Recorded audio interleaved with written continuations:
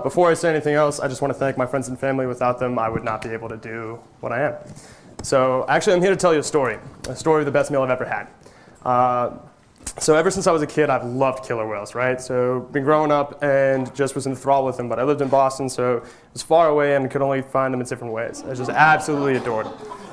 So when I was 11 years old, my parents adopted an orca for me from the Whale Museum, and her name was Alki. So it was the first time I was introduced to the idea of the Pacific Northwest and wild whales, and from there I developed the goal to come and visit one point in time. So I actually went out when I was 14 years old and brought my dad for a week to go volunteer with the Whale Museum, and we stopped in Seattle for the first time. So we flew out, we stayed for the day, and we were going to leave for the San Juan Islands the next morning. So we wake up at 7 a.m., Kenmore Air, it's a floatplane airport, and they wouldn't let us fly because of fog.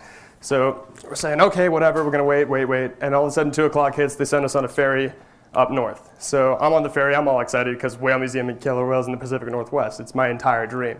My dad was entertaining me the entire time just by coming.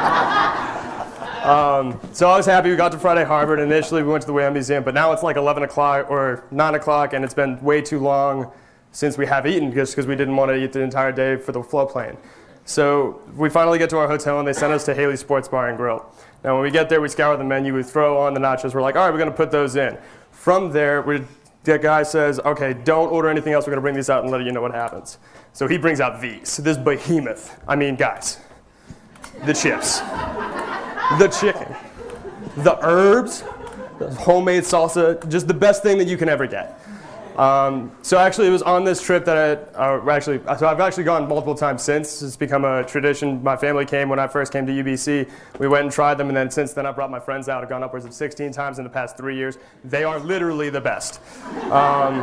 When I was on that trip though with my dad, we were on Lime Kiln, and we saw some whales go by, and I was so excited because killer whales in the Pacific Northwest, but I didn't know who they were.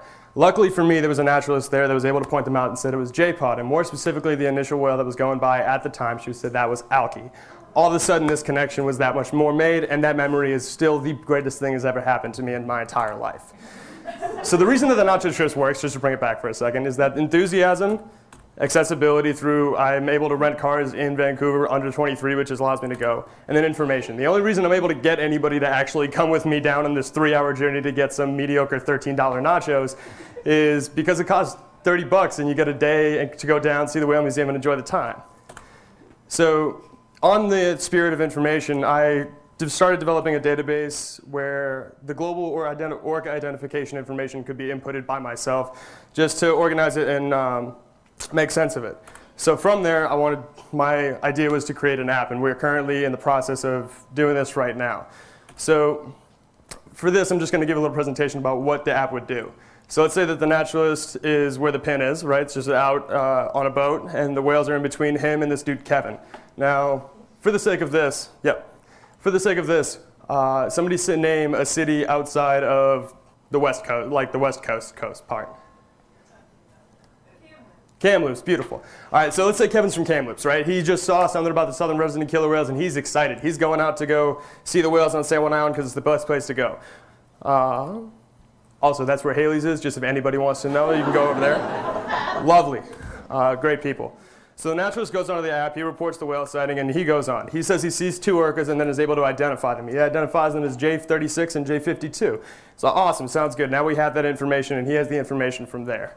So then our buddy Kevin goes on, right? He goes and reports, but he doesn't know anything about orcas. He's just here for a good time, and he sees that there's whales there and gets excited. He heard this app from a new buddy. So he goes on, and then all of a sudden he gets this identification from the naturalist over there. He says that Alki J36 and Sonic J52 are in front of him. They're part of the southern resident community, and he's able to go into individual profiles that are then taken from the database.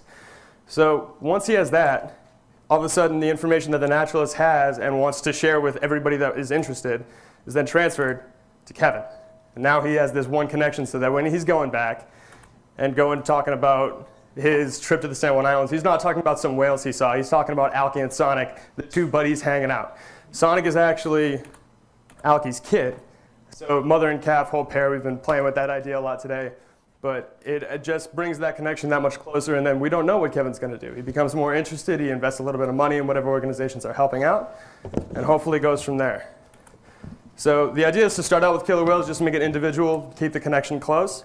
And then we might be able to expand to whales or other dolphins or sharks even, you don't know, or I don't know rather, and a whole number of other species. So thank you for hearing my presentation today. Again, my name is Fred DeNisco, and welcome to Project Sonic. Thank you very much.